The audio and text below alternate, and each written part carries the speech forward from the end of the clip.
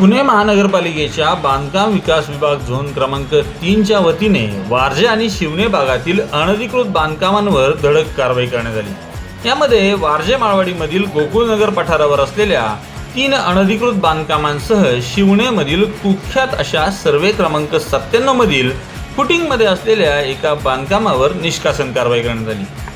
बांधकाम विकास विभागाचे अधीक्षक अभियंता श्रीधर येवलेकर, कार्यकारी अभियंता जयवंत पवार यांच्या मार्गदर्शनाखाली उप अभियंता निवृत्ती उथळे, शाखा अभियंता दत्तात्रय जगताप, कनिष्ठ अभियंता प्रणव दळवी, महेश शेळके, विनय येलपले, आरेखक अजित ववले यांच्या पथकाने अतिक्रमण विभागाचे 15 कामगार, मनपाचे commando police, 2 JCB, gas cutter आणि वारजे पोलीस स्टेशनचे पोलीस निरीक्षक गुन्हे निळकंठ जगताप यांच्यासह स्थानिक पोलिसांच्या कडक बंदोबस्तात ही कारवाई करण्यात आली।